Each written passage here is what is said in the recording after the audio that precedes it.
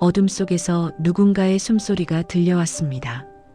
거칠고 짧고 끊어질 듯 이어지는 호흡. 낡은 체육창고의 철문 틈새로 희미한 빛이 새어 들어왔고 그 빛 아래로 5개의 그림자가 바닥에 늘어져 있었습니다. 뭐야, 이게? 신음 섞인 목소리가 먼지 낀 공기를 가르며 퍼졌습니다.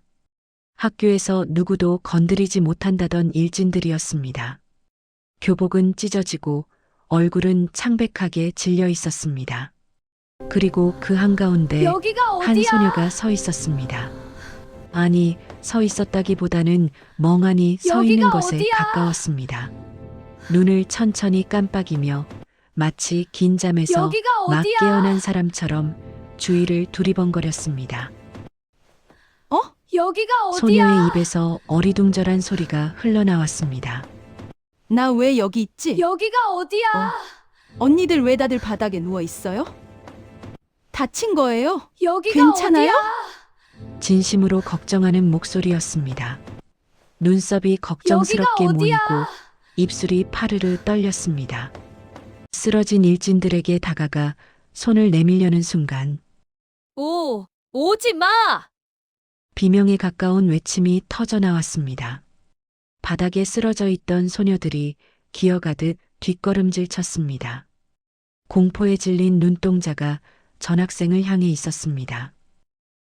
저년 미친년이야. 귀신 들렸어. 그 말을 들은 전학생의 표정이 일그러졌습니다. 하지만 분노가 아니었습니다. 상처받은 표정이었습니다. 저 뭐 잘못했어요? 왜 그래요? 대체 이 체육 창고에서 무슨 일이 있었던 걸까요? 그리고 저 순박해 보이는 전학생은 정말 순박하기만 한 걸까요? 이 놀라운 반전의 전체 이야기가 궁금하시다면 잠시만 구독 버튼을 눌러주세요. 평범해 보이는 사람들의 숨겨진 이야기를 매일 전해드립니다. 알림 설정까지 해두시면 더 많은 이야기를 놓치지 않으실 수 있습니다. 이제 모든 것이 시작된 그날로 돌아가 보겠습니다. 4월의 어느 월요일 아침이었습니다. 교실 창문 너머로 벚꽃잎이 흩날리고 있었습니다. 분홍빛 꽃잎들이 바람에 실려 운동장을 가로지르는 풍경은 어떤 영화의 한 장면처럼 평화로워 보였습니다. 하지만 2학년 4반 교실 안의 공기는 그렇지 않았습니다. 전학생 온대. 누군가의 속삭임에 교실이 술렁였습니다. 호기심 어린 눈들이 일제히 교실 문을 향했습니다. 그리고 담임 선생님을 따라 한 소녀가 들어왔습니다. 첫인상은 솔직히 말해서 촌스러웠습니다. 교복은 몸에 맞지 않게 컸고 치마는 무릎 아래까지 내려와 있었습니다. 머리카락은 앞머리를 일자로 잘라 이마를 덮고 있었고 어깨는 잔뜩 움츠러들어 있었습니다. 무엇보다 눈이 그랬습니다. 시선을 어디에 둬야 할지 모르겠다는 듯 바닥과 천장 사이를 헤매고 있었습니다. 서윤아라고 합니다. 저기 시골에서 왔는데 잘 부탁드려요. 작은 목소리가 떨렸습니다. 사투리 억양이 살짝 묻어났습니다. 교실 여기저기서 킥킥거리는 소리가 들려왔습니다. 담임 선생님이 자리를 배정했습니다. 창가 쪽 맨 뒷자리. 유나가 조심조심 걸어가는데 그 걸음걸이마저 어딘가 불안해 보였습니다. 마치 발밑이 무너질까봐 두려운 사람처럼. 자리에 앉은 유나는 가방에서 필통을 꺼내다가 실수로 바닥에 떨어뜨렸습니다. 연필과 지우개가 대굴대굴 굴러갔습니다. 허둥지둥 주우려는데 옆자리 남학생이 연필 하나를 집어 건네주었습니다. 여기. 감사합니다. 유나가 고개를 푹 숙여 인사했습니다. 거의 90도에 가까운 인사였습니다. 과하다 싶을 정도로 깍듯했습니다. 교실 뒤쪽에서 누군가가 그 장면을 지켜보고 있었습니다. 강서현. 창가에 턱을 괴고 앉아있던 그녀의 입꼬리가 천천히 올라갔습니다. 마치 새로운 장난감을 발견한 아이처럼. 점심시간이 되었습니다. 유나는 도시락을 꺼내 조용히 먹기 시작했습니다. 김치볶음밥이었습니다. 냄새가 퍼지자 누군가가 코를 막는 신용을 했습니다. 야, 무슨 냄새야? 웃음소리가 터져 나왔습니다. 유나의 귀가 빨갛게 달아올랐습니다. 하지만 아무 말도 하지 못하고 고개만 더 숙였습니다. 그때였습니다. 어머, 뭐야? 시골쥐 도시락 엄청 맛있어 보인다? 달콤한 목소리가 들려왔습니다. 고개를 드니 서연이 서 있었습니다. 양옆에는 민지와 다른 친구들이 함께였습니다. 그 시골쥐요? 유나가 어리둥절한 표정으로 물었습니다. 응, 너. 시골에서 왔으니까 시골쥐지. 귀엽다, 그치? 서연의 미소는 꽃처럼 예뻤습니다. 하지만 눈은 웃고 있지 않았습니다. 아, 네. 유나는 대답해야 할지 말아야 할지 모르겠다는 듯 머뭇거렸습니다. 그 모습에 서연의 미소가 더 깊어졌습니다.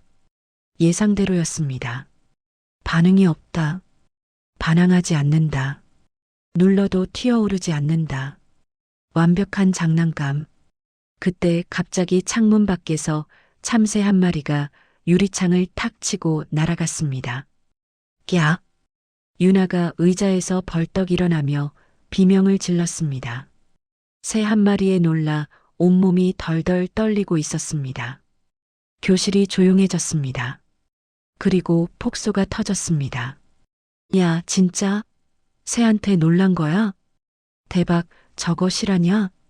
민지가 배를 잡고 웃었습니다. 서연도 웃었습니다. 하지만 서연의 눈은 다른 것을 보고 있었습니다. 유나의 떨리는 손, 창백해진 얼굴, 숨을 제대로 쉬지 못하는 모습, 연기가 아니었습니다. 진짜로 겁을 먹은 거였습니다. 서연은 혀끝으로 입술을 핥았습니다. 가슴 한쪽에서 알 수 없는 감정이 꿈틀거렸습니다. 흥미로웠습니다. 이렇게 쉽게 무너지는 아이는 처음이었습니다. 방과 후 유나가 조용히 가방을 챙기고 있을 때였습니다. 야, 시골쥐. 서연의 목소리에 유나가 움찔했습니다. 내일 학교 안내해 줄까? 아직 잘 모르잖아. 아, 괜찮아요. 저 혼자 둘러볼게요. 유나는 고개를 숙인 채 빠르게 교실을 빠져나갔습니다. 등이 땀으로 젖어 있었습니다. 본능적으로 알았습니다. 저 사람한테서 떨어져야 한다. 하지만 서연은 뒤에서 그 모습을 바라보며 미소 짓고 있었습니다. 도망가도 소용없어, 시골쥐야. 입술이 천천히 움직였습니다. 이제 막 재미있어지려는데. 그날 밤 유나는 작은 원룸에서 아버지와 마주 앉아 저녁을 먹었습니다. 아버지는 말이 없는 사람이었습니다. 투박한 손으로 된장찌개를 떠먹으며 가끔 딸을 바라볼 뿐이었습니다. 학교는 괜찮았냐? 네, 괜찮았어요. 유나는 억지로 웃었습니다. 아버지가 숟가락을 내려놓았습니다. 한참을 망설이다가 낮은 목소리로 말했습니다. 유나야. 네. 싸움은 하지 마라. 알아요, 아빠. 아니. 아버지의 눈이 진지해졌습니다. 내 숨이 그렇게 끊기면 몸이 대신할 거다. 그거 알지? 유나의 손이 멈췄습니다. 네. 그러니까 숨 끊기기 전에 도망가. 알았지? 네. 유나는 고개를 끄덕였습니다. 무슨 말인지 알고 있었습니다. 어릴 때부터 들어온 말이었습니다. 하지만 정확히 그게 뭔지는 유나 자신도 몰랐습니다. 한 번도 기억해 본 적이 없으니까요.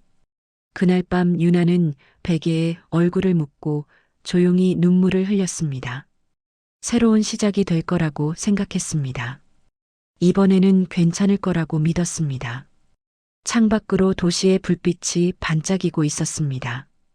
고향 마을의 별빛과는 달랐습니다. 차갑고 날카롭고 어딘가 무서웠습니다. 유나는 그 밤 잠들기까지 오랜 시간이 걸렸습니다. 그리고 그 시간 동안 서연은 침대에 누워 천장을 바라보고 있었습니다. 핸드폰 화면에는 단체 채팅방이 떠 있었습니다. 내일부터 본격적으로 시작하자. 민지가 보낸 메시지였습니다. 서연의 손가락이 화면 위를 맴돌았습니다. 하지만 답장을 보내지 않았습니다. 이상했습니다. 저 시골쥐는 분명 만만해 보였습니다. 쉽게 무너질 것 같았습니다.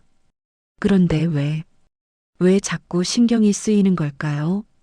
오후에 새 한 마리에 놀라 비명을 지르던 그 모습, 눈동자가 공포로 가득 차 있던 그 순간, 평범한 겁쟁이와는 뭔가 달랐습니다.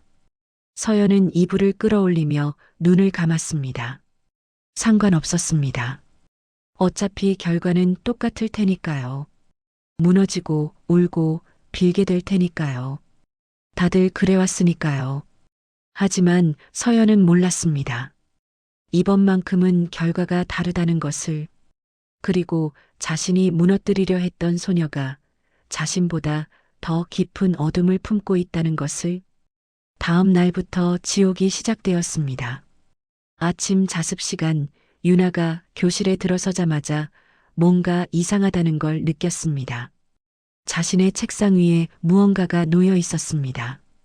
죽은 바퀴벌레였습니다. 꺄악! 유나의 비명이 교실을 가득 채웠습니다. 의자가 넘어지는 소리와 함께 유나는 뒷걸음질 치다가 그대로 바닥에 주저앉았습니다. 온몸이 사시나무처럼 떨리고 있었습니다.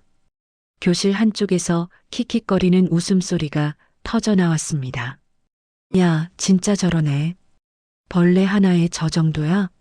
서연은 창가에 앉아 그 모습을 지켜보고 있었습니다. 입꼬리가 만족스럽게 올라가 있었습니다. 유나는 떨리는 다리로 겨우 일어났습니다. 눈가에 눈물이 그렁그렁 맺혀 있었습니다. 하지만 아무 말도 하지 못했습니다. 누가 이런 짓을 했는지 알면서도 항의할 용기가 없었습니다. 그저 책상 위에 벌레를 휴지로 집어 쓰레기통에 버리고 고개를 푹 숙인 채 자리에 앉았습니다. 그 모습을 교실 중간쯤에서 지켜보는 눈이 있었습니다. 이채원, 조용하고 눈에 띄지 않는 학생이었습니다. 항상 책을 읽거나 창밖을 바라보며 시간을 보냈습니다. 친구도 별로 없었습니다. 아니, 정확히 말하면 친구를 만들지 않았습니다. 채원의 눈이 유나에게서 서연에게로 옮겨갔습니다. 저 표정, 저 미소, 익숙했습니다. 1년 전 자신을 바라보던 것과 똑같은 눈이었습니다. 체육 시간이 되었습니다. 피구 경기가 진행되고 있었습니다. 유나는 구석에서 최대한 존재감을 지우려 애쓰고 있었습니다. 공이 날아올 때마다 움찔움찔 피했습니다. 서윤아, 받아. 갑자기 민지가 있는 힘껏 공을 던졌습니다. 유나를 향해. 공이 얼굴을 향해 날아왔습니다. 유나는 비명을 지르며 두 손으로 얼굴을 가렸습니다. 퍽! 공이 팔뚝에 맞았습니다. 그렇게 세게 맞은 것도 아닌데 유나는 그 자리에 쭈그려 앉아버렸습니다. 어깨가 들썩이고 있었습니다. 야, 걔 진짜 우는 거야? 공 하나에? 학생들이 웅성거렸습니다. 체육 선생님이 한숨을 쉬며 다가왔습니다. 서윤아, 괜찮아? 보건실 갈래? 유나는 고개를 저었습니다. 떨리는 목소리로 괜찮다고 말했습니다. 하지만 괜찮아 보이지 않았습니다. 얼굴이 새하얗게 질려 있었습니다. 점심시간. 유나가 도시락을 꺼내려는데 가방 안이 텅 비어 있었습니다. 도시락이 없었습니다. 분명 아침에 넣었는데. 유나는 당황해서 가방을 뒤적거렸습니다. 그때 복도 쪽에서 웃음소리가 들려왔습니다. 야, 시골집 앞 찾는다. 서연의 무리였습니다. 민지가 유나의 도시락통을 손에 들고 흔들어 보였습니다. 이거 찾아? 김치볶음밥 맛있겠다. 그치? 유나가 조심스럽게 다가갔습니다. 저거 제 거예요. 알아. 그래서 민지가 도시락 뚜껑을 열었습니다. 그리고 천천히 기울였습니다. 밥알이 바닥에 쏟아졌습니다. 아, 민지가 일부러 놀란 척했습니다. 손이 미끄러졌네. 어쩌지? 킥킥거리는 웃음소리. 유나는 바닥에 쏟아진 밥을 멍하니 바라보았습니다. 아버지가 새벽에 일어나 싸준 도시락이었습니다. 서툴지만 정성스럽게 눌러 담은 밥이었습니다. 무릎을 꿇고 밥알을 주워 담기 시작했습니다. 뭐야, 진짜 줍는 거야? 더럽게 저걸 주워. 비웃음 섞인 목소리들이 쏟아졌습니다. 유나의 손이 떨렸습니다. 눈물이 뚝뚝 떨어져 바닥을 적셨습니다. 그때 누군가 휴지를 내밀었습니다. 여기. 고개를 드니 채원이 서 있었습니다. 손 닦아. 유나가 멍하니 채원을 바라보았습니다. 채원은 아무 말 없이 휴지만 건네고 돌아서 갔습니다. 빠른 걸음이었습니다. 마치 누군가에게 들킬까봐 두려운 것처럼. 서연의 눈이 채원의 뒷모습을 쫓았습니다. 잠깐 눈이 좁아졌다가 다시 유나에게로 돌아왔습니다. 시골쥐야, 밥 맛있게 먹어. 웃으며 돌아서는 서연. 민지와 다른 아이들이 뒤따랐습니다. 유나는 한참 동안 바닥에 무릎을 꿇은 채 움직이지 못했습니다. 방과 후 유나는 학교 뒷산으로 향했습니다. 아무도 없는 곳이 필요했습니다. 벤치에 앉아 하늘을 올려다보았습니다. 구름이 천천히 흘러가고 있었습니다. 왜 이렇게 됐을까? 새로운 시작이 될 거라고 생각했습니다. 이번에는 괜찮을 거라고 믿었습니다. 시골에서도 친구가 없었습니다. 너무 겁이 많아서, 너무 소심해서, 하지만 적어도 괴롭히는 사람은 없었습니다. 도시는 달랐습니다. 약한 모습을 보이면 짓밟혔습니다. 울면 더 괴롭혔습니다. 그게 재미있다고 웃었습니다. 유나는 무릎을 끌어안았습니다. 도망가고 싶었습니다. 하지만 갈 곳이 없었습니다. 아버지의 일 때문에 이사 온 것이었습니다. 식당 계약은 1년. 적어도 1년은 버텨야 했습니다. 1년. 365일. 유나는 눈을 감았습니다. 그때 주머니 속 핸드폰이 울렸습니다. 아버지였습니다. 여보세요? 낮고 투박한 목소리가 들려왔습니다. 밥 먹었냐? 네. 거짓말이었습니다. 학교는 괜찮고? 네, 괜찮아요. 또 거짓말이었습니다. 전화기 너머로 아버지가 잠시 침묵했습니다. 뭔가 더 물어보고 싶은 것 같았지만 말이 서툰 사람이었습니다. 그래. 일찍 들어와라. 네. 전화가 끊어졌습니다. 유나는 핸드폰을 가슴에 꼭 안았습니다. 아버지한테는 말할 수 없었습니다. 걱정시키고 싶지 않았습니다. 이미 충분히 힘드신 분이었습니다. 그리고 무엇보다 아버지가 알면 무슨 일이 일어날지 몰랐습니다. 싸움은 하지 마라. 아버지의 말이 떠올랐습니다. 내 숨이 끊기면 몸이 대신한다. 그게 무슨 말인지 유나는 정확히 알지 못했습니다. 어릴 때부터 들어온 말이었지만 한 번도 경험해 본 적이 없었습니다. 아버지는 무서운 사람이 아니었습니다. 오히려 세상에서 가장 따뜻한 사람이었습니다. 하지만 가끔, 아주 가끔, 아버지의 눈빛이 달라질 때가 있었습니다. 차갑고 날카롭고 어딘가 무서운 그 눈빛을 볼 때마다 유나는 본능적으로 알았습니다. 아버지에게는 말할 수 없는 과거가 있다는 것을, 그리고 그 과거의 일부가 어쩌면 자신에게도 흐르고 있다는 것을. 바람이 불었습니다. 벚꽃잎이 아닌 이름 모를 꽃잎들이 흩날렸습니다. 유나는 천천히 일어났습니다. 내일도 학교에 가야 했습니다. 내일도 버텨야 했습니다. 걸음을 옮기는데 등 뒤에서 인기척이 느껴졌습니다. 돌아보니 아무도 없었습니다. 하지만 유나는 몰랐습니다. 나무 뒤에 숨어 그녀를 지켜보는 눈이 있다는 것을. 채원이었습니다. 채원은 유나의 뒷모습을 한참 동안 바라보았습니다. 1년 전에 자신이 겹쳐 보였습니다. 도망치고 싶었지만 도망칠 수 없었던 날들.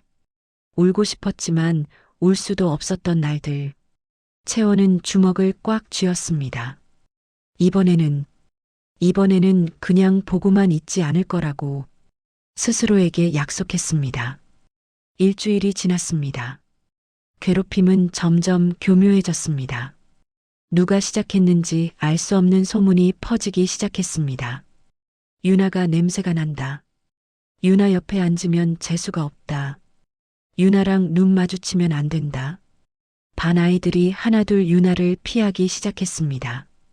급식 시간이면 유나의 양옆 자리는 항상 비어 있었습니다. 조별 과제를 하면 아무도 같은 조가 되려 하지 않았습니다. 유나는 점점 투명 인간이 되어 갔습니다. 그리고 서연은 그 모습을 즐기고 있었습니다. 재밌다, 그치? 쉬는 시간 서연이 민지에게 말했습니다. 저의 표정 봐. 매일 조금씩 무너지고 있어. 저게 제일 재밌는 거야.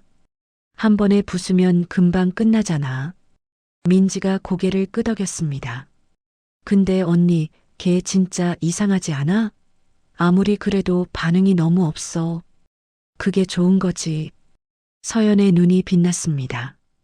반응이 없으면 더 세게 눌러야 나오니까. 언젠가는 터질 거야. 그 순간이 제일 재밌어. 금요일 오후였습니다. 청소 시간, 유나는 복도 구석에서 걸레질을 하고 있었습니다. 혼자였습니다. 같이 청소하기로 한 짝은 일찌감치 도망쳤습니다. 발소리가 들려왔습니다. 고개를 드니 민지와 2명의 친구가 서 있었습니다. 어머, 시골쥐 열심히도 한다. 민지가 비웃으며 말했습니다. 청소 해야 해서요. 유나가 작은 목소리로 대답했습니다. 고개를 숙이고 다시 걸레질을 하려는데 민지가 걸레를 발로 밟았습니다. 야, 내가 말하는데 왜 딴 데 봐? 죄송해요. 뭐? 민지가 한 발짝 다가왔습니다. 유나가 뒷걸음질 쳤습니다. 등이 벽에 닿았습니다. 야, 진짜 짜증나게 하네. 목소리 좀 크게 해봐. 죄송해요. 뭐? 안 들려. 민지의 손이 유나의 어깨를 밀쳤습니다. 유나가 비틀거리며 벽에 부딪혔습니다. 야, 좀 재미없다. 울기라도 해봐. 유나의 숨이 빨라지기 시작했습니다. 가슴이 답답해졌습니다. 시야가 흐려졌습니다. 민지가 다시 손을 뻗었습니다. 그 순간 유나의 눈동자가 흔들렸습니다. 초점이 흐려지더니 동공이 미세하게 풀렸습니다. 호흡이 끊어질 듯 짧아졌습니다. 그리고 유나의 손이 움직였습니다. 민지의 손목을 잡았습니다. 턱! 건조하고 정확한 그립이었습니다. 민지가 움찔했습니다. 뭐야? 2초도 채 되지 않았습니다. 유나가 퍼뜩 정신을 차렸습니다. 자신의 손이 민지의 손목을 잡고 있다는 걸 깨달았습니다. 화들짝 놀라 손을 놓았습니다. 죄송해요. 저도 모르게. 유나가 허둥지둥 머리를 조아렸습니다. 얼굴이 새하얗게 질려 있었습니다. 자신이 왜 그런 행동을 했는지 전혀 모르겠다는 표정이었습니다. 민지는 자신의 손목을 내려다보았습니다. 이상했습니다. 분명 힘이 실리지 않은 짧은 접촉이었습니다. 그런데 왜 이렇게 찝찝할까요? 손목을 잡히는 순간 뭔가 섬뜩한 느낌이 스쳐 지나갔습니다. 마치 목덜미에 차가운 바람이 닿은 것처럼. 아, 너 방금 뭐 한 거야? 저도 몰라요. 갑자기 무서워서 죄송해요. 유나가 연신 고개를 숙이며 사과했습니다. 떨리는 목소리, 젖은 눈과 겁에 질린 표정, 분명 평소와 같았습니다. 그런데 민지의 직감이 뭔가 이상하다고 말하고 있었습니다. 됐어. 가자. 민지가 친구들을 데리고 돌아섰습니다. 걸음이 평소보다 빨랐습니다. 복도를 걸으면서 민지는 자꾸만 손목을 문질렀습니다. 언니, 왜 그래? 아니, 아무것도 아니야. 하지만 민지의 표정은 평소와 달랐습니다. 저 시골쥐, 뭔가 이상했습니다. 그날 밤 민지는 서연에게 메시지를 보냈습니다. 언니, 시골쥐 좀 이상해. 뭐가? 걔가 내 손목을 잡았는데 뭔가 찝찝해. 키읔키읔키읔 겁쟁이가? 아니 진짜로. 눈이 좀 이상했어. 잠깐이었는데. 서연의 답장이 한참 만에 왔습니다. 흥미롭네. 서연은 침대에서 일어나 창밖을 바라보았습니다. 눈이 이상했다. 손목을 잡았다. 그 겁쟁이가? 입꼬리가 천천히 올라갔습니다. 더 재밌어지려는 것 같았습니다. 한편 채원은 그 장면을 우연히 목격했습니다. 복도 모퉁이에서 책을 읽는 척하고 있었습니다. 민지가 유나를 괴롭히는 모습을 보고 있었습니다. 그리고 보았습니다. 유나의 눈이 변하는 것을. 아주 짧은 순간이었습니다. 눈 깜빡할 사이였습니다. 하지만 분명히 보았습니다. 유나의 동공이 풀리고 표정이 사라지고 손이 움직이는 것을. 그리고 그 직후 아무 일도 없었다는 듯 원래의 겁쟁이로 돌아가는 것을. 채원은 책을 덮었습니다. 심장이 빠르게 뛰고 있었습니다. 저건 뭐지? 저건 대체 뭘까? 궁금했습니다. 동시에 두려웠습니다. 채원은 유나가 걸레를 들고 비틀비틀 걸어가는 모습을 지켜보았습니다. 어깨가 축 처져 있었습니다. 발걸음이 무거워 보였습니다. 평소와 다름없는 나약한 뒷모습이었습니다. 하지만 채원은 알았습니다. 저 안에 뭔가 있다는 것을, 숨겨진 무언가가 있다는 것을, 그리고 그게 무엇인지 알아내야 한다고 생각했습니다. 그냥 알아야 할 것 같았습니다.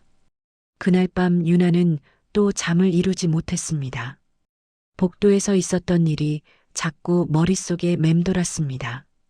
왜 그랬을까? 왜 손을 뻗었을까? 기억이 없었습니다. 분명 무서웠습니다. 숨이 막혔습니다. 눈앞이 흐려졌습니다. 그리고 다음 순간 민지의 손목을 잡고 있었습니다. 유나는 자신의 손을 내려다보았습니다. 평범한 손이었습니다. 하얗고 작고 약해 보이는 손. 이 손으로 뭔가를 했다고. 머리가 아팠습니다. 이불을 뒤집어 쓰고 눈을 감았습니다. 아버지의 말이 떠올랐습니다. 내 숨이 끊기면 몸이 대신한다. 설마 그게. 유나는 생각을 멈추었습니다. 알고 싶지 않았습니다. 모른 척하고 싶었습니다. 그냥 조용히 1년만 버티면 되는 거였습니다. 아무 일도 일어나지 않으면 좋겠다고 생각했습니다. 하지만 유나는 몰랐습니다. 서연이 이미 다음 계획을 세우고 있다는 것을. 그리고 그 계획이 유나의 마지막 방어선을 무너뜨리게 될 거라는 것을. 창밖에서 바람이 불었습니다. 나뭇잎이 흔들리는 소리가 유난히 크게 들렸습니다. 폭풍 전야의 고요함이었습니다. 월요일 아침 서연이 평소보다 일찍 학교에 왔습니다. 민지와 창가에 앉아 커피 우유를 마시며 말했습니다. 민지야, 재밌는 거 해볼까? 뭔데? 시골쥐 실험. 서연의 눈이 반짝였습니다. 민지는 의아한 표정을 지었습니다. 실험이요? 응. 걔한테 뭔가 있는 것 같아. 내가 말한 거 있잖아. 눈이 이상했다고. 아, 근데 그냥 기분 탓일 수도. 아니야. 서연이 단호하게 말했습니다. 난 사람 보는 눈이 있어. 저 애한테 뭔가 숨겨진 게 있어. 그리고 그게 뭔지 알아내고 싶어. 민지는 서연의 표정을 살폈습니다. 평소와 달랐습니다. 단순히 괴롭히는 게 재미있어서가 아니었습니다. 진짜로 흥미를 느끼고 있었습니다. 호기심, 그건 서연이 가장 위험해질 때 보이는 감정이었습니다. 그래서 뭘 할 건데요? 공포를 키워볼 거야. 서연이 미소 지었습니다. 걔가 무서워하는 거 있잖아. 벌레, 큰 소리, 갑작스러운 접촉. 그걸 하나씩 건드리는 거야. 어디까지 버티나 보는 거지. 그러다 쓰러지면요? 그게 목적이야. 서연의 눈이 차갑게 빛났습니다. 걔가 진짜 쓰러지면 뭐가 나올지 난 그게 보고 싶어. 계획은 치밀하게 진행되었습니다. 화요일, 유나의 사물함 안에 바퀴벌레 모형 10개가 들어 있었습니다. 유나가 사물함을 열자 비명이 터져 나왔습니다. 복도까지 울릴 정도의 비명이었습니다. 수요일, 쉬는 시간마다 누군가가 유나의 귀 뒤에서 풍선을 터뜨렸습니다. 3번 모두 유나는 바닥에 주저앉았습니다. 떨림이 30분 넘게 멈추지 않았습니다. 목요일, 체육 시간, 피구공이 유난히 자주 유나에게 날아왔습니다. 1개, 2개, 3개. 유나는 결국 구석에 웅크리고 울기 시작했습니다. 체육 선생님이 데리고 나갔지만 아무도 신경 쓰지 않았습니다. 서연은 매번 멀리서 그 모습을 지켜보았습니다. 손톱을 깨물며 눈을 빛내며 기다리고 있었습니다. 무언가가 터지기를. 채원은 그 모든 걸 지켜보고 있었습니다. 처음에는 우연이었습니다. 그런데 관찰하면 할수록 이상한 점이 보였습니다. 유나는 분명 겁쟁이였습니다. 작은 것에도 놀라고 쉽게 울고 무기력하게 당했습니다. 하지만 가끔, 아주 가끔 유나의 몸이 이상하게 반응했습니다. 수요일 풍선이 터졌을 때 유나가 바닥에 쓰러지기 직전 손이 먼저 뒤로 뻗어 바닥을 짚었습니다. 쓰러지는 게 아니라 앉는 자세였습니다. 자연스럽게 충격을 흡수하는 동작이었습니다.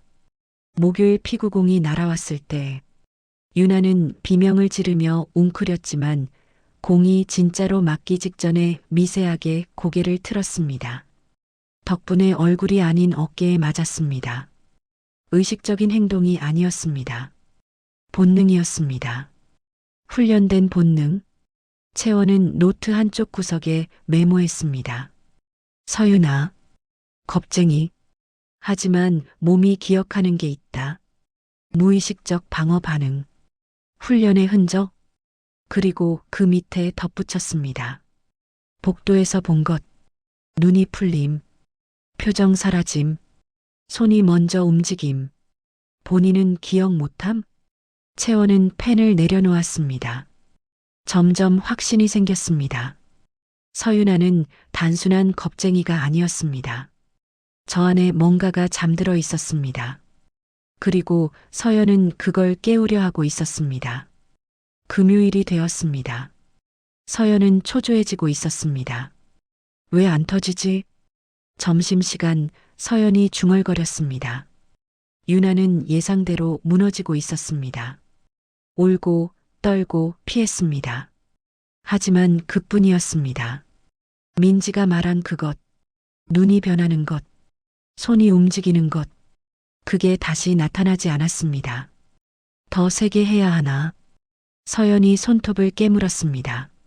언니, 그만할까? 저 애 진짜 안 좋아 보여. 요즘 밥도 안 먹는 것 같던데. 안 돼. 서연의 목소리가 날카로워졌습니다. 난 끝까지 볼 거야. 저 애 안에 뭐가 있는지. 민지는 서연의 표정을 보고 입을 다물었습니다. 서연은 이미 집착하고 있었습니다. 단순한 괴롭힘이 아니었습니다. 저 시골쥐가 숨기고 있는 게 뭔지 알아내지 못하면 견딜 수 없었습니다. 왜 그런지는 서연 자신도 몰랐습니다. 그냥 알아야 했습니다. 통제해야 했습니다. 자신이 이해할 수 없는 게 있다는 사실이 견딜 수 없었습니다. 다음 주 월요일, 서연이 말했습니다. 체육창고에서 해. 체육창고요? 응. 사람 없는 데서. 제대로. 민지의 얼굴이 굳어졌습니다. 언니, 그건 좀. 할 거야, 말 거야? 서연의 눈이 민지를 똑바로 바라보았습니다. 차갑고 단단하고 거부할 수 없는 눈이었습니다. 민지는 고개를 끄덕였습니다. 알겠어요. 서연이 미소 지었습니다. 잘 생각했어. 방과 후 유나는 텅 빈 교실에 홀로 앉아 있었습니다. 책상에 엎드린 채 눈을 감고 있었습니다. 피곤했습니다. 몸도 마음도. 이번 주가 얼마나 길었는지 모릅니다. 매일이 공포였습니다. 언제 어디서 무엇이 튀어나올지 모른다는 두려움. 그게 가장 힘들었습니다. 도망가. 아버지의 말이 떠올랐습니다. 숨 끊기기 전에 도망가. 그런데 어디로요? 이미 도망칠 곳이 없었습니다. 유나는 깊은 한숨을 내쉬었습니다. 그때 뒤에서 발소리가 들렸습니다. 고개를 들었습니다. 채원이 서 있었습니다. 유나가 의아한 표정을 지었습니다. 저기, 뭔가, 아니, 그냥, 채원이 머뭇거렸습니다. 평소의 무표정과 달리 뭔가 말하고 싶어 하는 것 같았습니다. 조심해. 네. 다음 주. 조심해. 그 말만 남기고 채원은 돌아서 갔습니다. 유나는 멍하니 채원의 뒷모습을 바라보았습니다. 조심하라니. 뭐려? 하지만 채원은 이미 문을 나서고 있었습니다. 채원은 복도를 걸으며 자신에게 물었습니다. 왜 저런 말을 한 걸까? 상관없는 일이었습니다. 자신은 이미 서연의 표적에서 벗어났습니다. 조용히 지내면 졸업할 때까지 안전했습니다. 그런데 왜 자꾸 저 시골쥐가 신경 쓰이는 걸까? 채원은 창밖을 바라보았습니다. 회색빛 하늘, 구름이 낮게 깔려 있었습니다. 뭔가 일이 터질 것 같은 예감이 들었습니다. 그리고 그 예감은 틀리지 않았습니다. 월요일, 모든 것이 시작될 그 월요일이 이제 사흘 앞으로 다가와 있었습니다. 월요일이 밝았습니다. 하늘은 흐렸습니다. 구름이 낮게 깔려 햇빛 한 줄기 들지 않았습니다. 어딘가 무겁고 불길한 공기가 학교를 감싸고 있었습니다. 오후 4시, 대부분의 학생들이 하교한 시간이었습니다. 서연은 체육창고 앞에 서 있었습니다. 민지와 3명의 친구들이 함께였습니다. 총 5명. 데려와. 서연의 말에 민지가 고개를 끄덕이고 본관으로 향했습니다. 10분 후 민지가 유나를 데리고 왔습니다. 저기, 왜 여기로? 유나의 목소리가 떨리고 있었습니다. 체육창고, 운동장 구석에 위치한 낡은 건물이었습니다. 주변에 아무도 없었습니다. CCTV도 없었습니다. 센서 등은 오래전에 고장났습니다. 서연이 미소 지었습니다. 시골쥐야, 우리 얘기 좀 하자. 창고 문이 열렸습니다. 유나가 안으로 밀려 들어갔습니다. 낡은 매트와 먼지 쌓인 체육용품들, 창문에서 들어오는 희미한 빛만이 공간을 비추고 있었습니다. 문이 닫혔습니다. 철컥.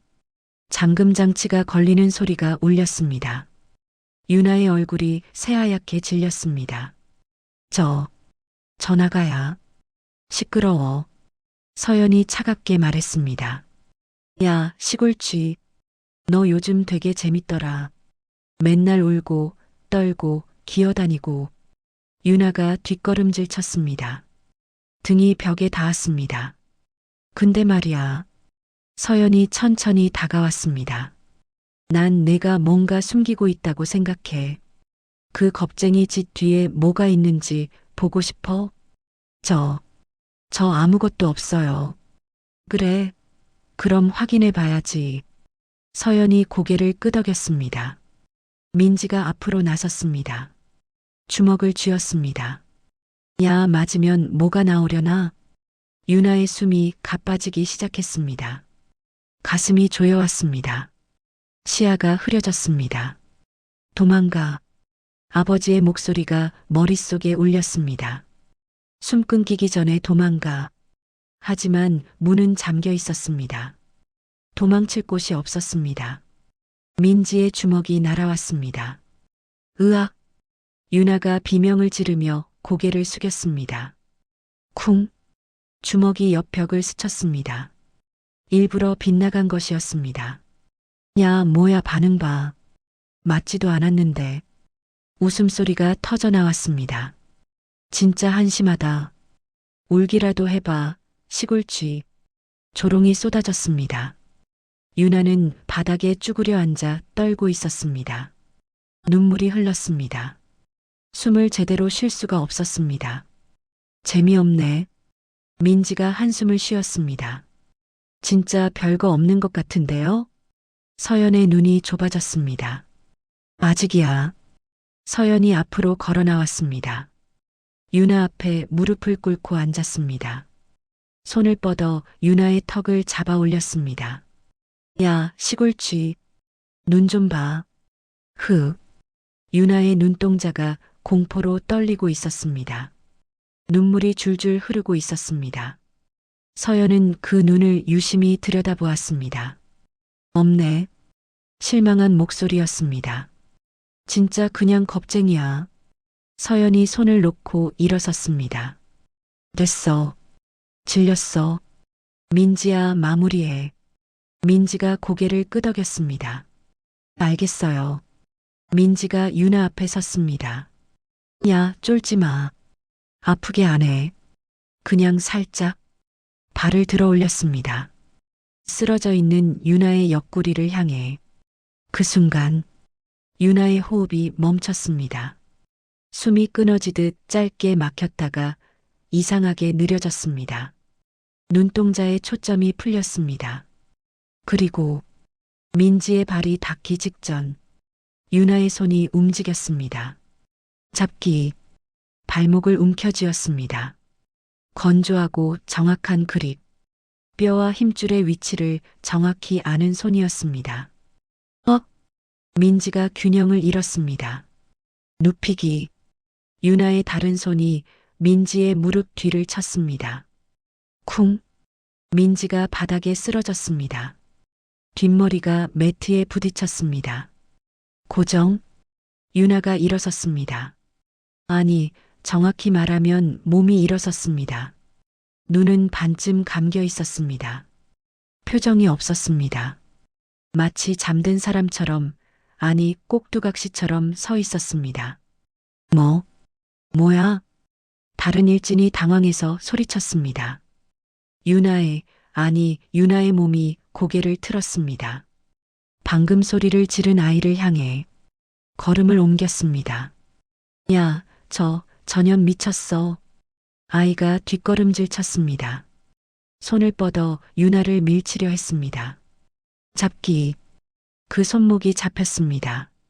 꺾이는 소리가 들렸습니다. 깍. 비명이 터져 나왔습니다. 눕히기. 바닥에 쓰러졌습니다. 고정. 움직일 수 없었습니다.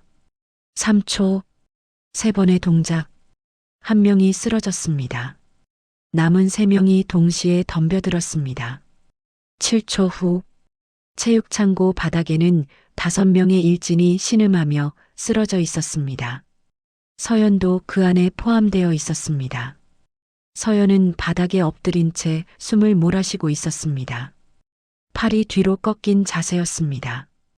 움직일 수가 없었습니다. 대체 무슨 일이 일어난 걸까요? 서연은 본 것을 믿을 수 없었습니다.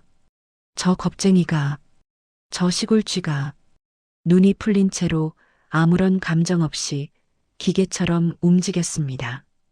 손목을 잡고 꺾고 눕히고 고정하고 똑같은 패턴이 반복되었습니다. 3번의 동작으로 한 명씩 쓰러뜨렸습니다. 격투가 아니었습니다. 제압이었습니다. 저건 사람을 무력화시키기 위해 훈련된 움직임이었습니다.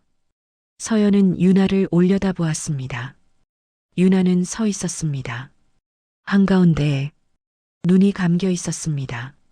숨이 느리고 깊게 오르내리고 있었습니다. 마치 깊은 잠에 빠진 사람처럼. 뭐야 전현. 민지가 떨리는 목소리로 말했습니다. 귀신 들렸어. 귀신 들린 거야. 그때 유나의 눈이 떠졌습니다. 유나가 눈을 깜빡였습니다. 주위를 둘러보았습니다.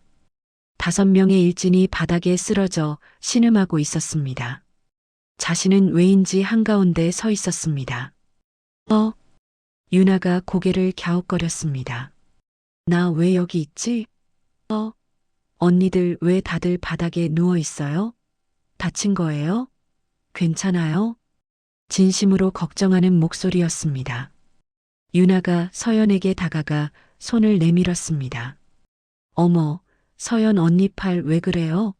아파요? 일으켜 드릴게요. 오지 마. 서연이 비명을 질렀습니다. 전현 미친년이야. 가까이 오지 마.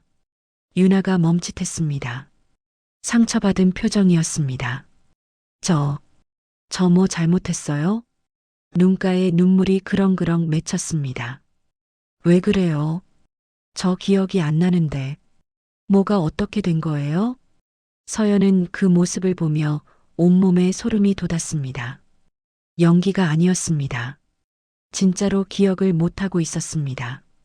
방금 자신들을 쓰러뜨린 게 자신이라는 걸 저 애는 정말로 모르고 있었습니다. 그 사실이 서연을 공포에 떨게 했습니다. 창고 구석에서 숨죽이던 채원이 모든 걸 지켜보고 있었습니다.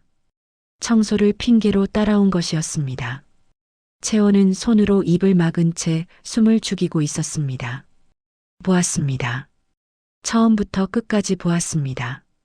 유나의 눈이 풀리는 순간, 호흡이 변하는 순간, 몸이 움직이기 시작하는 순간, 그리고 깨어나서 아무것도 기억하지 못하는 순간, 채원은 확신했습니다. 저건 의도가 아니었습니다. 저건 의식이 아니었습니다. 저건 잠든 상태에서 깨어나는 무언가였습니다. 노트 한쪽 구석에 적었던 메모가 떠올랐습니다. 서윤아, 겁쟁이. 하지만 몸이 기억하는 게 있다. 이제 알았습니다. 저 아이의 몸에는 뭔가가 새겨져 있었습니다. 공포가 극에 달하면 의식이 꺼지고 그 순간 깨어나는 것. 훈련된 본능. 살아남기 위한 반사. 채원은 떨리는 다리로 창고를 빠져나왔습니다. 해가 지고 있었습니다. 붉은 노을이 운동장을 물들이고 있었습니다. 세상은 평화로워 보였습니다. 하지만 채원은 알았습니다. 오늘 이후로 모든 게 달라질 거라는 것을. 저 시골집을 둘러싼 소문이 학교 전체에 퍼질 거라. 다음 날 학교는 술렁이고 있었습니다. 정확히 무슨 일이 있었는지는 아무도 몰랐습니다. 하지만 소문은 이미 퍼지고 있었습니다. 어제 체육창고에서 뭔 일 있었대. 일진 5명이 다 쓰러져 있었다더라. 전학생이 그랬다는데? 에이, 그 겁쟁이가? 말도 안 돼. 아니, 진짜래. 근데 이상한 게 걔가 아무것도 기억 못한대. 뭐? 귀신 들렸다더라. 귀신. 그 단어가 순식간에 퍼져나갔습니다. 시골쥐가 아니었습니다. 이제 유나에게는 새로운 별명이 붙었습니다. 귀신 들리네. 유나는 교실에 들어서자마자 분위기가 이상하다는 걸 느꼈습니다. 모두가 자신을 보고 있었습니다. 하지만 예전과 달랐습니다. 비웃음이 아니었습니다. 두려움이었습니다.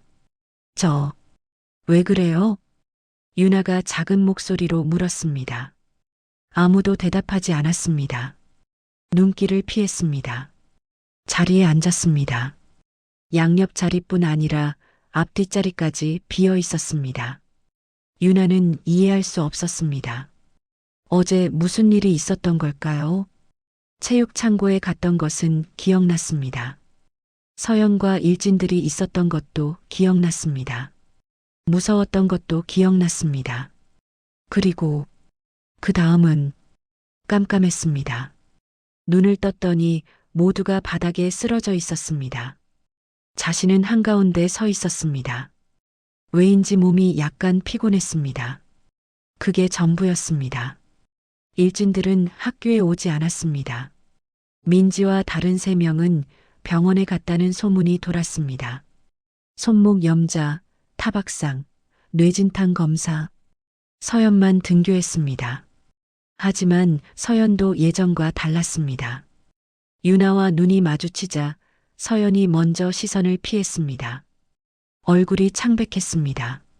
손이 미세하게 떨리고 있었습니다. 유나는 더 혼란스러워졌습니다. 왜 서연이 자신을 무서워하는 걸까요? 자신이 뭘 한 걸까요? 점심시간이 되었습니다. 유나는 평소처럼 도시락을 꺼냈습니다. 하지만 식욕이 없었습니다. 밥 한 숟갈도 넘어가지 않았습니다. 주변이 너무 조용했습니다. 예전에는 비웃음이라도 있었습니다.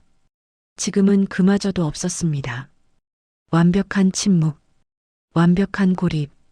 유나는 조용히 도시락 뚜껑을 덮었습니다. 화장실로 갔습니다. 거울 앞에 서서 자신의 얼굴을 바라보았습니다. 평범한 얼굴이었습니다. 소심해 보이는, 겁 많아 보이는, 약해 보이는 얼굴. 내가 뭘 한 거지? 유나는 중얼거렸습니다. 그때 화장실 문이 열렸습니다. 채원이 들어왔습니다. 두 사람의 눈이 마주쳤습니다. 유나가 먼저 고개를 숙이려는데 채원이 먼저 말했습니다. 너 진짜 기억 안 나? 네. 어제 체육 창고. 진짜 기억 안 나냐고. 유나가 고개를 끄덕였습니다. 정말 모르겠어요.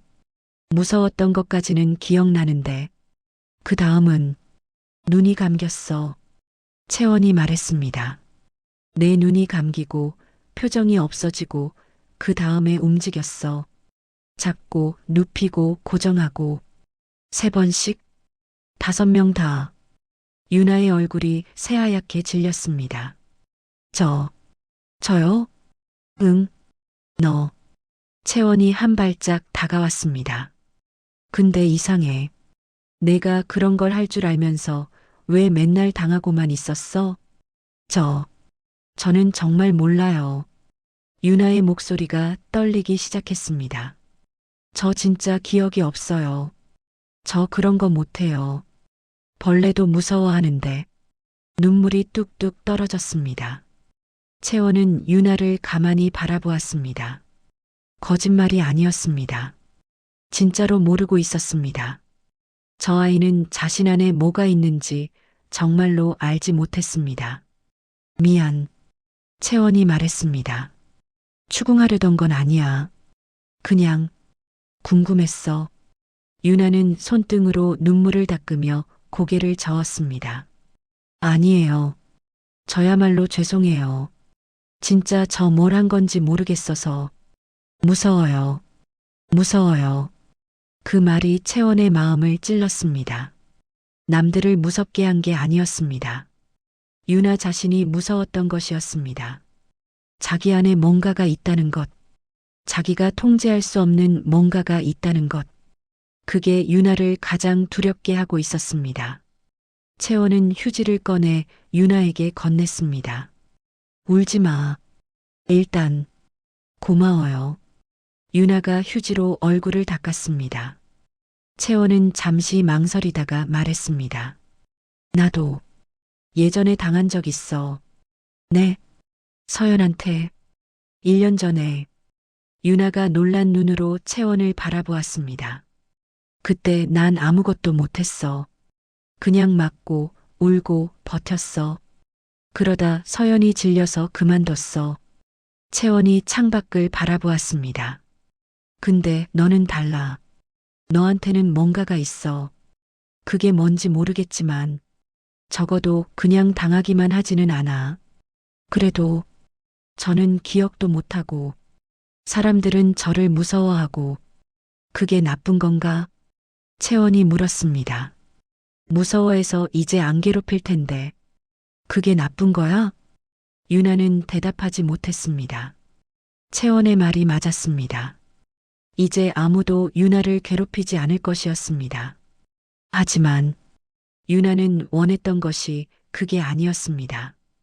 두려움이 아니라 친구가 원했습니다. 고립이 아니라 소속이 원했습니다. 조용히 평범하게 지내고 싶었을 뿐이었습니다. 방과 후 유나는 천천히 집으로 걸었습니다. 골목길을 지나는데 뒤에서 자전거 벨소리가 났습니다. 아!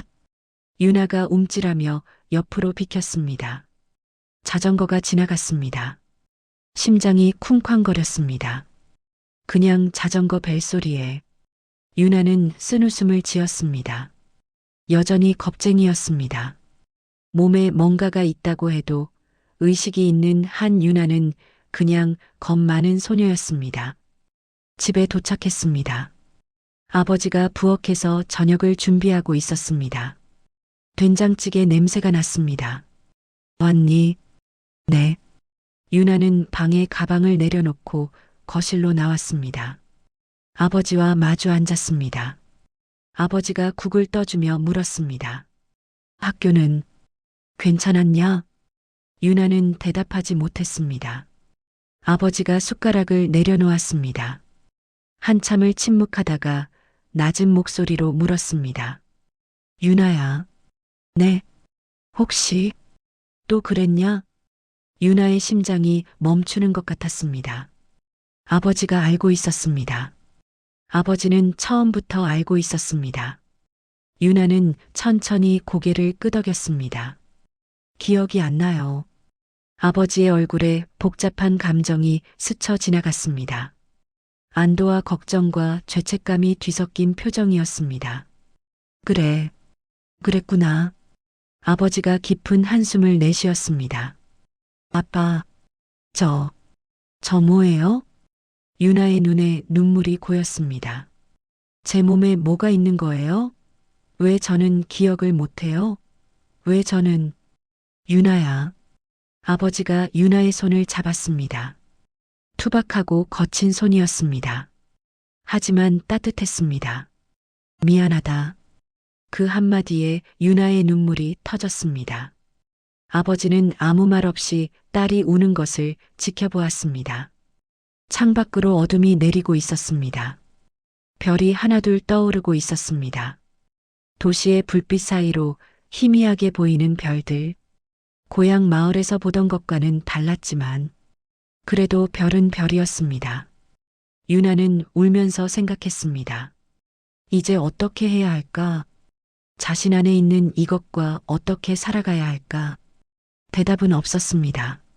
하지만 적어도 혼자가 아니라는 것은 알았습니다. 아버지가 있었습니다. 그리고 오늘 휴지를 건네준 채원이 있었습니다. 그것만으로도 조금은 숨 쉴 수 있을 것 같았습니다. 저녁 식사가 끝난 후였습니다. 아버지가 자리에서 일어나지 않았습니다. 무언가를 말하려는 듯 한참을 망설이고 있었습니다. 유나도 움직이지 않았습니다. 마침내 아버지가 입을 열었습니다. 유나야, 아빠가 이야기해 줄 게 있다. 유나는 고개를 끄덕였습니다. 아버지가 천천히 말하기 시작했습니다. 아빠가 예전에 군인이었다는 건 알지? 네. 근데 그냥 군인이 아니었어. 아버지의 눈이 창밖을 향했습니다. 특수부대였다. 사람들을 가르치는 일을 했어. 어떻게 싸우는지, 어떻게 살아남는지. 유나는 숨을 죽이고 들었습니다. 젊었을 때는 그게 전부인 줄 알았어. 더 강해지는 것, 더 빠르게 움직이는 것, 위협을 제거하는 것. 아버지의 목소리가 낮아졌습니다. 근데 내 엄마를 만나고 달라졌어. 그 삶에서 나오고 싶었어. 평범하게 살고 싶었어. 유나의 눈이 젖어들었습니다. 엄마 이야기는 언제 들어도 가슴이 아팠습니다. 그래서 제대하고 시골로 내려가서 작은 도장을 열었지. 아이들 태권도나 가르치면서 조용히 살려고 했어. 아빠, 근데 그때 너를 낳았는데.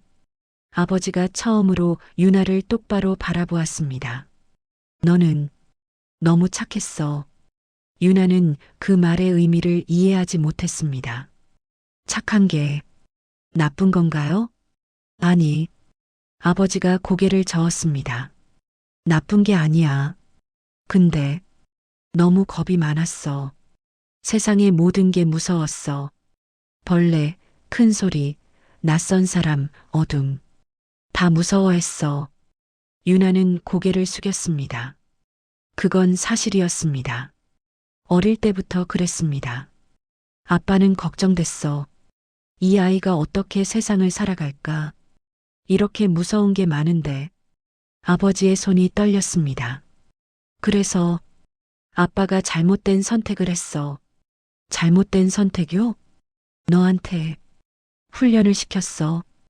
유나의 눈이 커졌습니다. 훈련이요? 저한테요? 전 기억 못해. 아버지가 말했습니다. 일부러 그렇게 했어. 내가 의식이 있을 때 훈련하면 너무 무서워해서 안 됐어. 그래서 아버지가 눈을 감았습니다. 내가 잠들었을 때 했어. 유나의 머릿속이 하얘졌습니다. 잠들었을 때 무의식 상태에서 반복했어. 매일 밤 내 몸이 기억할 때까지 위협이 오면 어떻게 반응하는지, 어떻게 잡고, 어떻게 눕히고, 어떻게 거리를 확보하는지. 아버지의 목소리가 갈라졌습니다. 3가지 동작이야.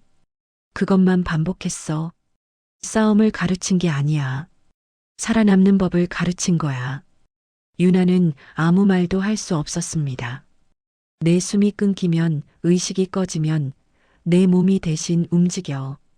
아빠가 새겨놓은 게 깨어나는 거야. 아버지가 유나의 손을 잡았습니다. 아빠는 널 지키고 싶었어.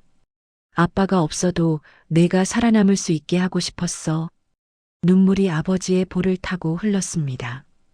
근데 이게 맞는 건지 모르겠어. 내 안에 이런 걸 심어놓은 게 널 지키는 건지 망치는 건지. 아빠, 유나도 울고 있었습니다. 미안하다, 유나야. 아버지가 고개를 숙였습니다. 아빠가 미안하다. 한참 동안 두 사람은 아무 말 없이 울었습니다. 작은 원룸에 흐느끼는 소리만 가득했습니다. 유나는 생각했습니다. 원망해야 할까요? 자신도 모르는 사이에 몸에 무언가를 새겨놓은 아버지를. 하지만 원망할 수 없었습니다. 아버지의 눈을 보았습니다. 거기에는 사랑이 있었습니다. 서툴고 잘못된 방식이었지만 딸을 지키고 싶었던 아버지의 사랑이 있었습니다. 아빠, 유나가 아버지의 손을 꽉 쥐었습니다. 저 원망 안 해요. 유나야. 근데요. 유나가 눈물을 닦으며 말했습니다. 저는 그런 거 싫어요. 아버지가 유나를 바라보았습니다. 사람을 쓰러뜨리는 거, 아프게 하는 거, 저는 그런 거 싫어요. 유나의 목소리가 떨렸습니다. 저는 그냥 평범하게 살고 싶어요.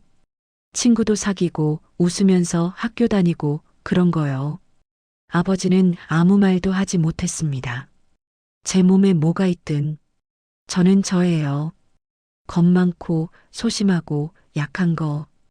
그게 저예요. 저는 그걸 바꾸고 싶지 않아요. 유나가 아버지를 똑바로 바라보았습니다. 그래도 돼요? 아버지의 눈에서 또 눈물이 흘렀습니다.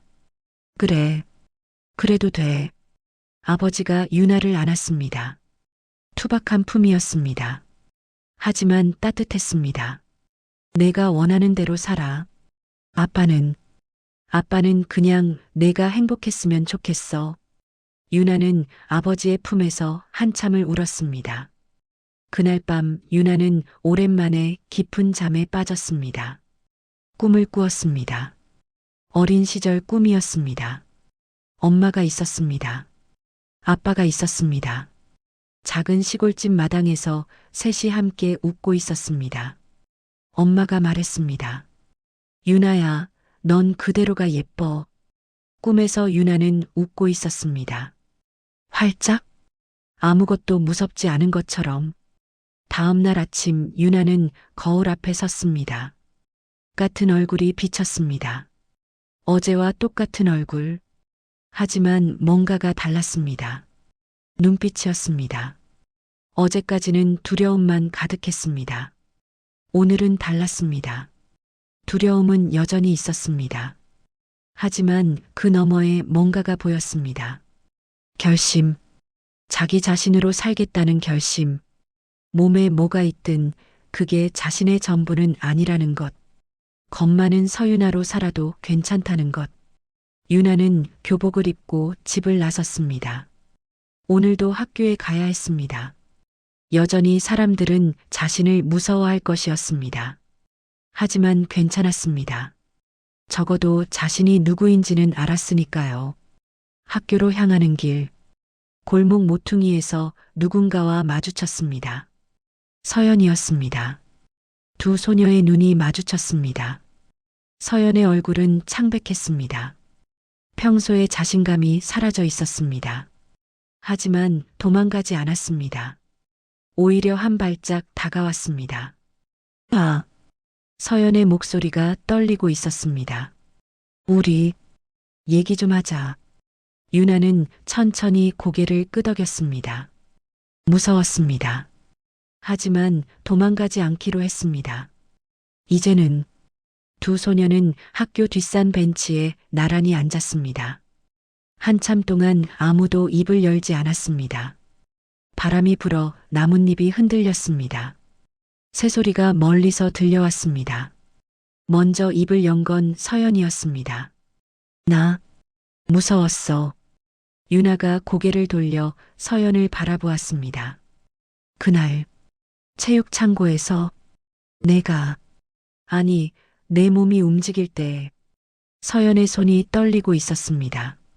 내 팔을 잡았는데 그 순간 느꼈어. 아, 이건 장난이 아니구나. 내가 죽을 수도 있구나. 유나는 아무 말도 하지 못했습니다. 살면서 그렇게 무서웠던 적 없어. 진짜로. 서연이 쓴웃음을 지었습니다. 맨날 남들을 무섭게 하고 살았는데 내가 무서워할 줄은 몰랐지. 유나는 조용히 말했습니다. 저도 무서워요. 서연이 유나를 바라보았습니다. 저도 제가 무서워요. 제 안에 뭐가 있는지도 몰랐는데 갑자기 그게 나오니까 유나의 눈가가 젖어들었습니다. 저는 그런 거 원한 적 없어요. 그냥 조용히 살고 싶었을 뿐인데. 두 소녀 사이에 침묵이 흘렀습니다. 이상한 침묵이었습니다. 가해자와 피해자라는 구도가 흐려지는 순간이었습니다. 서연이 먼저 말했습니다. 나도 원래 이런 애 아니었어. 유나가 서연을 바라보았습니다. 초등학교 때까지는 평범했어? 아니, 평범보다 못했을 수도 있어. 맨날 혼자 밥 먹고, 혼자 집에 가고. 서연의 목소리가 낮아졌습니다. 우리 엄마 아빠는 바빠. 맨날 바빠. 나한테 관심 없어.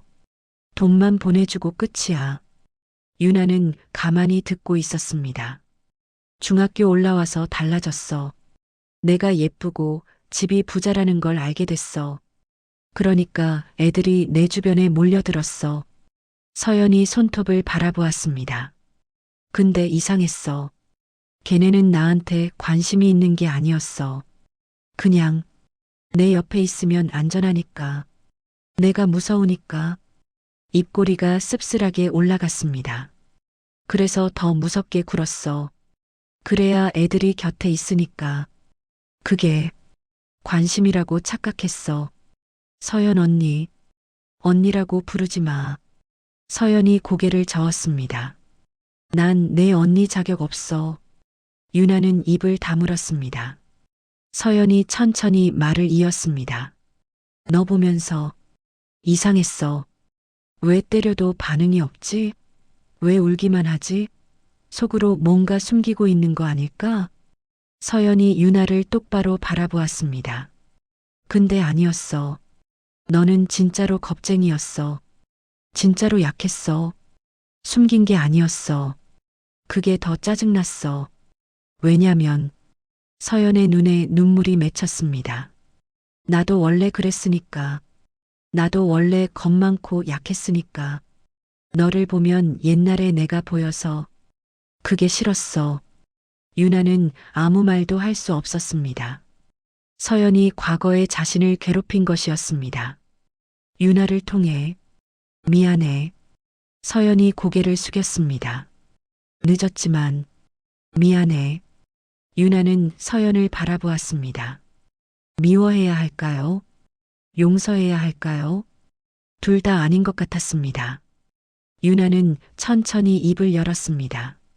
저도 언니가 왜 그랬는지 조금은 알 것 같아요. 서연이 고개를 들었습니다. 저도 무서운 게 많아요. 세상이 무서워요. 사람들이 무서워요. 그래서 맨날 도망치고 숨었어요. 유나가 자신의 손을 내려다보았습니다. 근데 어제 아빠한테 들었어요. 제 몸에 왜 그런 게 있는지. 아빠가 저를 지키고 싶어서 그랬대요. 서툴고 잘못된 방법이었지만 저를 사랑해서 그랬대요. 유나가 서연을 바라보았습니다. 언니도 누군가한테 사랑받고 싶었던 거 아니에요? 서연의 눈에서 눈물이 흘렀습니다. 그랬으면서 잘못된 방법을 쓴 거 아니에요? 서연은 대답하지 못했습니다. 그냥 울었습니다. 소리 없이 어깨를 들썩이며 울었습니다. 유나는 가만히 옆에 앉아 있었습니다. 위로의 말을 건네지 않았습니다. 손을 잡아주지도 않았습니다. 그냥 옆에 있었습니다. 그것만으로 충분했습니다. 한참 후 서연이 눈물을 닦으며 말했습니다. 나 너랑 친구 되고 싶어? 유나는 잠시 생각했습니다. 그리고 천천히 고개를 저었습니다. 아직은 안 될 것 같아요. 서연의 얼굴이 굳어졌습니다. 그 정도로 쉽게 용서하기는 어려워요. 솔직히 말하면 유나가 조심스럽게 말했습니다. 근데요. 유나가 서연을 바라보았습니다. 서로 건드리지 않는 거, 그건 할 수 있을 것 같아요. 언니는 저를 괴롭히지 않고 저는 언니를 무섭게 하지 않고 그냥 각자 살아가는 거요. 서연은 그 말을 곱씹었습니다. 친구가 아니었습니다. 용서도 아니었습니다.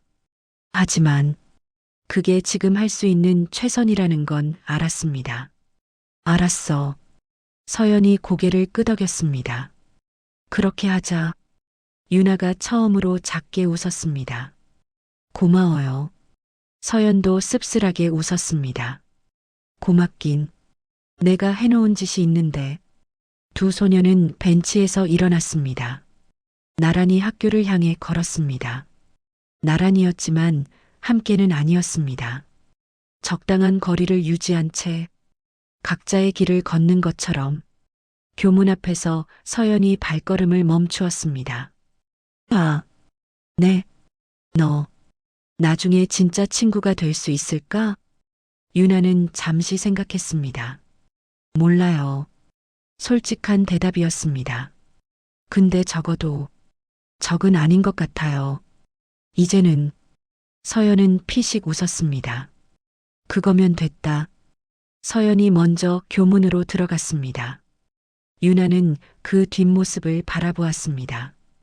교실로 향하는 복도에서 채원이 유나에게 다가왔습니다. 아, 서연이랑 무슨 얘기했어? 그냥 이것저것죠. 유나가 작게 웃었습니다. 채원은 유나의 표정을 살폈습니다. 어제와 달랐습니다.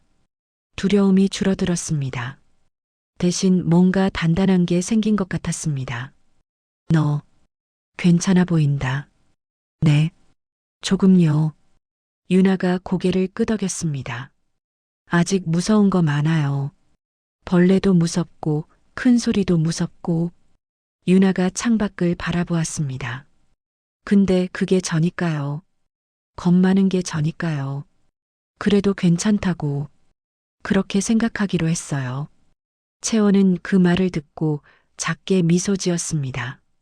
그래, 그게 맞는 것 같아. 채원 씨, 응? 휴지, 고마웠어요. 그때 채원은 잠시 멈칫했다가 어색하게 웃었습니다. 뭘, 그것 가지고. 점심시간이 되었습니다. 유나는 도시락을 꺼냈습니다. 오늘도 양옆 자리는 비어 있었습니다. 하지만 여기 앉아도 돼? 채원이 도시락을 들고 다가왔습니다. 유나의 눈이 커졌습니다. 네, 물론이죠. 채원이 옆에 앉았습니다. 조용히 도시락을 먹기 시작했습니다. 대화는 거의 없었습니다. 하지만 그 침묵이 불편하지 않았습니다. 따뜻했습니다. 창밖으로 햇살이 쏟아지고 있었습니다. 구름 사이로 파란 하늘이 보였습니다. 유나는 밥을 한 숟갈 떠먹으며 생각했습니다. 아직 갈 길이 멀었습니다. 여전히 사람들은 자신을 무서워했습니다. 여전히 자신 안에는 알 수 없는 무언가가 잠들어 있었습니다. 하지만 혼자가 아니었습니다. 아버지가 있었습니다. 채원이 있었습니다. 그리고 서영과는 비록 친구는 아니지만 적어도 더 이상적은 아니었습니다. 그것만으로도 내일을 살아갈 이유가 되었습니다. 방과 후 유나는 천천히 집으로 걸었습니다. 골목길을 지나는데 갑자기 강아지 한 마리가 뛰어나왔습니다. 아! 유나가 움찔했습니다. 심장이 쿵쾅거렸습니다. 하지만 비명을 지르지는 않았습니다. 아, 강아지구나. 작은 강아지가 꼬리를 흔들며 유나를 올려다보았습니다. 유나는 조심스럽게 손을 내밀었습니다. 강아지가 손을 핥았습니다. 간지러웠습니다. 유나의 입가에 미소가 번졌습니다. 귀엽다. 작은 변화였습니다. 아무도 모를 변화였습니다. 하지만 유나에게는 큰 변화였습니다. 무서운 게 조금 줄었습니다. 세상이 조금 덜 무서워졌습니다. 집에 도착했습니다. 아버지가 저녁을 준비하고 있었습니다. 왔니? 네. 유나가 평소와 다르게 환하게 웃었습니다. 아버지가 놀란 표정을 지었습니다. 무슨 좋은 일 있었냐? 그냥요. 오늘 친구가 옆에 앉아줬어요. 그래. 아버지의 얼굴에 미소가 번졌습니다. 그거 좋은 일이네. 네. 유나가 고개를 끄덕였습니다. 좋은 일이에요. 저녁을 먹으며 유나는 창밖을 바라보았습니다. 도시의 불빛 사이로 별이 보였습니다. 희미했지만 분명히 빛나고 있었습니다. 고향의 별과 같은 별이었습니다. 유나는 생각했습니다. 앞으로 어떻게 될지 모르겠습니다. 자신 안에 그것이 또 깨어날지도 모르겠습니다. 하지만 괜찮았습니다. 겁 많은 자신도 잠들어 있는 무언가도 전부 자신이었습니다. 그 모든 것을 안고 살아가면 되는 거였습니다. 천천히, 한 걸음씩, 유나는 숟가락을 내려놓고 아버지를 바라보았습니다. 아빠, 응? 내일도 학교 잘 다녀올게요. 아버지의 눈이 촉촉해졌습니다. 그래, 잘 다녀와라. 창밖으로 바람이 불었습니다. 나뭇잎이 흔들리고 별빛이 반짝였습니다. 순진한 시골 소녀를 건드린 일진들의 최악의 하루. 하지만 그것은 동시에 두 소녀가 조금씩 변하기 시작한 첫날이기도 했습니다. 이야기는 여기서 끝나지만 그들의 삶은 계속됩니다. 겁 많은 소녀 유나와 외로웠던 소녀 서영과 용기를 낸 소녀 채원의 각자의 내일이 계속됩니다. 그리고 그 내일은 분명 오늘보다 조금은 나을 것입니다. 조금씩, 천천히, 한 걸음씩